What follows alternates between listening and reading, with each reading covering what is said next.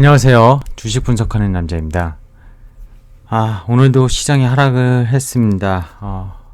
이제 사실 1월달 거의 내내 처음 왔다 보니까 오늘 그러려니 한다 이렇게 표현하는 건 되게 우스운 얘기가 될 수 있는데, 오늘 종목들 하락률이 심상치 않았어요.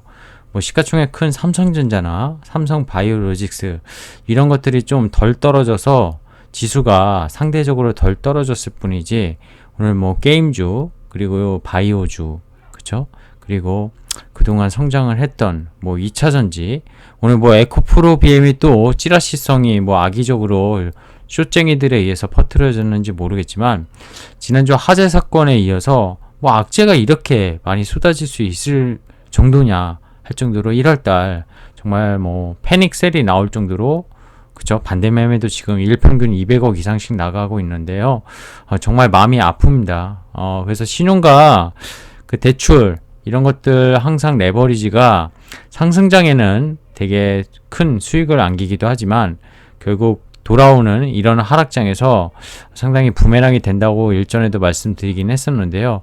사실 관리를 잘하면 담보 비율 이런 것들 관리를 잘하면 버틸 수 있겠지만, 지금 장은 신용과 대출이 아주 담보 비율이 큰, 그쵸? 자금이 여러 개 대단하신 분들 외에는 상당히 반대 매매에 계속 나가는 그런 모습이 아닐까 생각이 듭니다. 마음이 참 아프고요. 결국 이 시장도 또 똑같은 소리지만, 뻔한 소리일 수 있지만 분명히 지나가는 과정일 겁니다.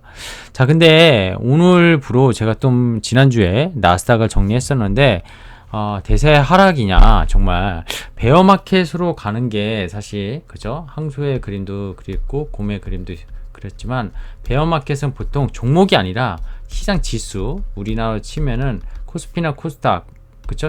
근데 코스닥은 왜곡이 심하다 보니까 코스피가 20% 이상 고점 대비 떨어지면은 보통 베어마켓이라고 하는데, 정말 대세하락으로 가는 건지, 저점 바닥이 이제 매수를 진짜 현금이 있으면은, 조금이라도 있으면 물린 주식들을 더 싸게 매수를 해야 되는 건지 고민이 되는 시기가 아닌가 생각이 듭니다.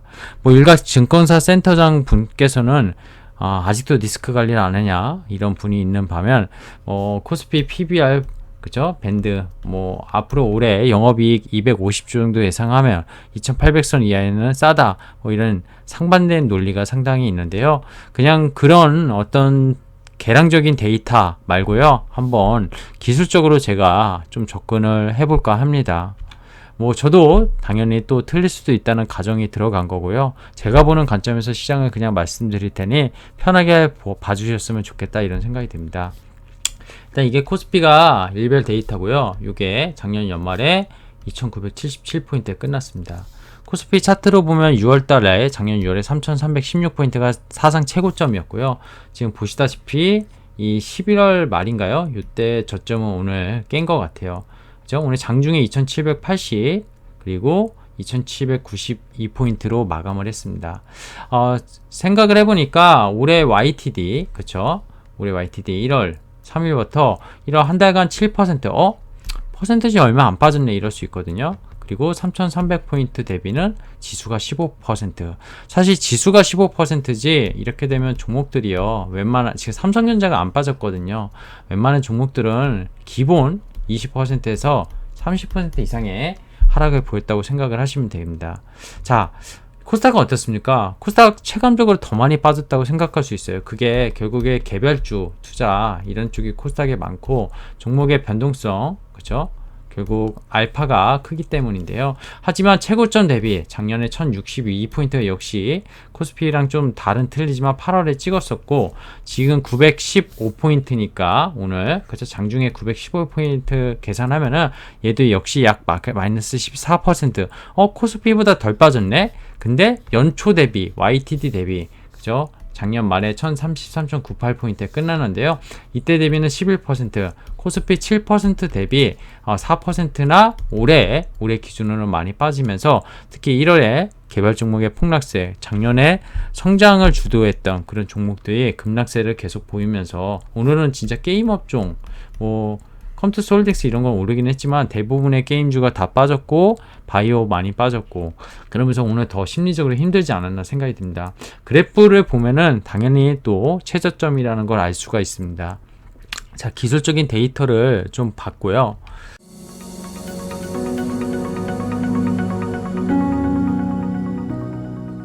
자, 제 시장 생각 정리를 금요일날 나스닥과 여러가지 국내 증시를 좀 해드렸었는데 금주 미국의 빅테크 기업들, 물론 넷플릭스가 가져온 여파가 지금 미국 빅테크 기업들의 실적에 걱정을 앞서고 있는 것도 사실이지만 마이크로소프트가 그쵸, 최근에 블리자드 인수했잖아요. 게임 회사 어마어마한 돈을 인수했죠. 그리고 테슬라, 애플 이런 빅테크 기업들, 그래도 테슬라랑 애플 실적 좋을 거라고 생각하고요. 마이크로소프트 고점 대비 얼마 안 빠졌습니다.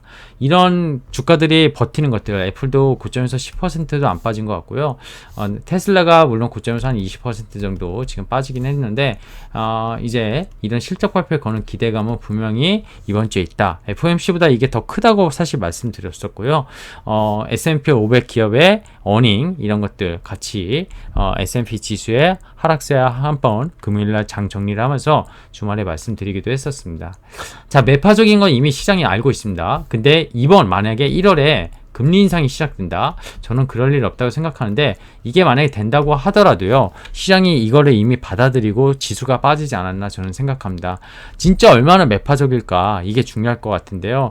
결국 올해 4번의 원래 금리 인상을 예견했었는데 뭐 지금 시장에서 7번, 8번 얘기가 나오고 있는 것 같고 그거를 나스닥과 미국의 뭐 흔히 말하면 가치주를 대변하는 다우산업지수까지 200일 이동평균선을 하회한 것들이 이런 것들을 반영하지 않았나 생각이 듭니다. 결국 시장 매크로적인 이슈로 빠질 때는요, 뭐 가치주가 상대적인 이익의 강도나 어떤 PR의 관점에서 성장주보다 좋을 수 있지만 시장이 전반적으로 빠지면은 얘네들도 사실 속절없이 빠진다는 거. 다만 성장주들은 변동성이 더 강하기 때문에 더 많이 빠진다는 거. 이 차이일 뿐이지 지금 사실 기업들의 실적 때문에 빠지는 그런 이슈는 일단 기본적으로 미국은 아니라고 보고 있습니다.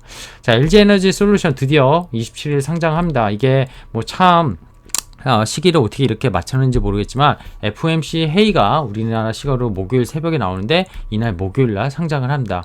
역대 최대 25주가 공모자금으로 집행되다 보니까 그죠? 기간 투자자 자금 리밸런싱 악화가 마무리 국면이 되지 않을까. 기간이 팔 만큼 얘를 채우기 위해서 시장에서 매도 규모가 나오지 않았나 생각이 들고요.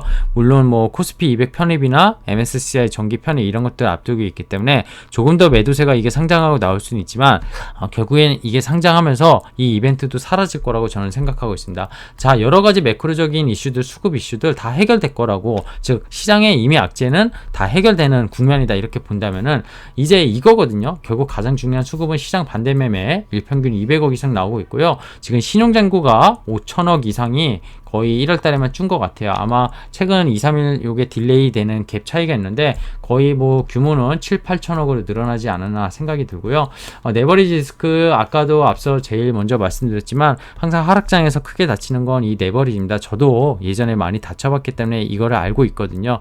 상승장에서 이게 상당히 약이 되는데 결국 하락장에서 독이 되기 때문에 못 버티고 팔게 되고 좋은 기업인데도 그냥 가격이 하락했다가 나중에 정상으로 올라갈 때 내가 물량을 다시 실으려고 해도 못 실게 되는 그런 단점이 있다는 거, 혹시 시장을 처음 경험하신다면 이번하게 아픈 기억이지만 꼭 기억하시면 좋겠다 이런 생각이 듭니다.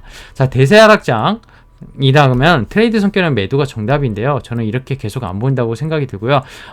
혹자들은 뭐 지금 최근에 구독자가 조금 이탈을 했는데 물론 저는 주식에 보는 입장에서 긍정론자입니다. 뭐 선물 옵션도 해봤고 여러 가지를 해봤지만 파생도 결국엔 주식에서 숏쟁이들 그렇잖아요. 매도 이런 것들은 물론 하락에 대해서 베팅하고 그쵸? 뭐 해지를 걸 수도 있지만 결국 주식을 투자하는 입장에서 숏의 관점에서 계속 바라본다면 돈을 벌기는 좀 힘들지 않나 이런 생각을 저는 갖고 있어요. 그래서 저는 정말 숏을 싫어하는 건 아니지만 숏을 보는 것보다 주식만 투자하시는 분은 긍정적인 얘기를 해드리는 게 이게 맞든 틀리든이 중요한 게 아니거든요.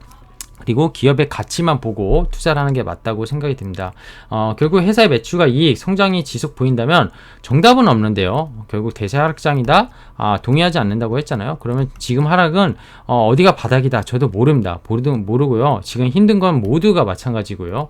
근데 싼 가격과 성장하는 좋은 기업이 이번에 진짜 뭐 30% 이상의 가격이 하락이 나왔다. 근데 하락률이 말도 안 되게 단기적으로 나왔다면 긴 호흡한다고 생각하면 그죠? 신용대출 이런 것만 아니라면은 버텨야 되는 시기라고 여전히 말씀드리고 싶어요. 더 하락한다? 뭐 그러면은 저도 드릴 말씀은 없겠지만 여기에서 더 빠질 수 있을까? 2008년에요. 2008년에 금융위기 때 리먼 터졌을 때 이때를 경험하신 투자자가 제 아마 채널에 별로 없으실 텐데 1월 달에 지수가 마이너스 15% 빠졌습니다. 지금은 고점 대비 15% 빠진 거고 연초 대비 뭐 코스닥이 거의 이렇게 가까이 빠지고 있는데요. 정말 금융위기급 이게 긴축을 하는 게 금융위기급 위기인지 한번 그렇죠. 경기가 좋아지고 코로나가 이제 재확산이 지금 오미크론에 의해서 된다고 하더라도 올 여름이나 가을이면 진짜 경제 재개가 된다고 세상이 미국 경제도 보고 있는데 이게 아무리 신흥국이라고 하더라도 이렇게 터질 악재인가 곰곰이 저도 생각을 해봤고 특히 미국 같은 경우에 빅테크 기업들 이번 주 실적 발표부터 보면 알겠지만 실적이 나쁘지 않다는 겁니다. 오늘 그리고 코스피가 1.8%인가요? 코스닥이 2.9%. 근데 오늘 아시아 증시 물론 여기에서 딜레이 되는 것들 몇 개 있습니다. 중국이나 홍콩, 대만, 일본은 오늘 장 마감한 증시인데요. 홍콩은 좀 일부 하락 마감했지만 일본, 대만 전부 다 플러스 전환 마감했고요. 중국마저도 거의 플러스로 마감했다는 거. 상당히 아시아 시장에서 국내 시장만 결국 수급에 의한 LG 엔솔과 반대 매매 이런 것들이 좀 크지 않았나 더 생각도 들고 아무래도 국내 투자자의 LG 엔솔로 인해서 예탁금 비중도 지금 준 상황에서 워낙 계속 투매가 매도, 패닉셀을 불러일으킨 그런 모습의 수급 속에 아무래도 외국인 매수세도 안 들어오고 기관의 매수세도 프로그램 말고는 없는 상황이 그런 악재를 오늘 같은 하락장을 더 만들지 않았나 생각이 듭니다. 지금 뭐 미국 선물지수 반등이 나오고 있는데 사실 미국장도 좀 지켜봐야 될 것 같고요. 마지막으로 이런 얘기를 드리고 싶어요. 최근에 마이크로소프트가 블리자드 아까 인수했다고 말씀드렸는데 결국 메타와 또 연결되는 그런 이슈라고 보고 있고 이 회사들 지금 여기 적어놓은 돈이요. 뭐냐면요. 시가총액이 아니에요. 시가총액 더 크죠. 현금입니다. 현금. 지금 현금성 자산인데요. 이걸로 지금 M&A 이런 것들을 뭐 아마존 같은 기업도 그렇고 메타도 그렇고 정말 무궁무진하게 할 수 있다는 겁니다. 결국에는 작년에 빅테크들의 M&A 횟수가 CNBC에 의해서 역대 최대치라고 해요. 마이크로소프트가 뭐 우리가 알려지지 않는 것까지 치면 56건, 아마존이 29건, 알파벳이 22건. 결국 지금 이 말씀드린 현금성 자산 가지고 결국 독과점의 지위를 차지하고 있는 미국의 빅테크 기업들이 코로나 이후에 본인들이 갖고 있지 않은 어떤 영역에 이 M&A를 통해서 결국 시장을 압도적으로 지배했다고 생각하는데요. 그래서 일전에 말씀드렸지만 삼성전자가 반도체를 아무리 압도하게 갖고 있어도 앞으로 뭐 자율주행이든 뭐 앞으로 반도체, 그쵸? 차량용 이런 것들을 계속 뭔가가 진행했을 때 삼성전자도 막대한 현금성을 갖고 있는데 M&A 이런 것들을 하면서 주가에 레벨업 시켜야지 계속 반도체만 가지고 그죠? 그 시장의 시가총액이 PER이 단순히 낮다는 이유만으로 시가총액을 올리기엔 즉 주가가 올리기에는 힘들지 않나 이런 말씀도 드린 적 있습니다. 미국의 빅테크 기업들은 이런 것을 참 잘한다 생각이 들고요. 지금 넷플릭스발 상당히 하락이 깊어서 이런 빅테크 기업들의 아까도 말씀드렸지만 공포 위험도 상당히 있지만 결국 보면은요 시장 자체가 폭락할 때 얘네들도 우리나라 지금 지수가 빠지면서 종목들이 다 같이 빠지고 가치주도 미국도 빠지듯이 영향을 받았지만 그거엔 다시 반등을 주고 이 기업들 실적이 발표하는 그런 펀더멘탈이 결국에는 시장에서 부각이 된다면은 결국에 오를 때도 빨리 오릅니다. 제가 이 얘기를 왜 하냐면 야 미국 주식도 아니고 한국 주식 얘기하는데 왜 이 얘기를 하냐 하실 수 있는데요. 보는 관점에서 금요일날 주말에 얘기 드린 거는 미국이 올라야 결국 한국도 반등할 수 있다는 논리고요.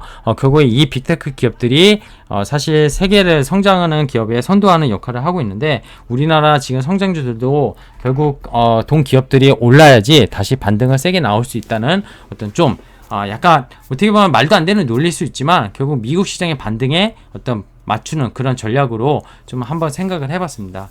우리나라에서도 삼성전자가 좀 이런 M&A들을 올해 좀 많이 했으면 좋겠다 생각도 들고요. 반도체뿐만이 아니라 지금 메타나 NFT 이런 것들 정부에서 또 밀고 있는 산업이기도 하잖아요. 결국 주가는 하락했지만 가는 산업의 방향은 아마 다 동감하실 거라고 저는 생각이 듭니다. 다만 주가가 과도하게 단기간에 올랐던 것들이 밸류에이션, 뭐 할인율, 금리 이런 것들에 의해서 좀 정상화되거나 가격 조정이 세게 나왔던 것들인데 여기서 옥석을 가리는 종목 투자가 분명히 진행된다면은 또다시 이 시장을 이겨내는 투자가가 되실 거라고 저는 생각을 하고 있습니다.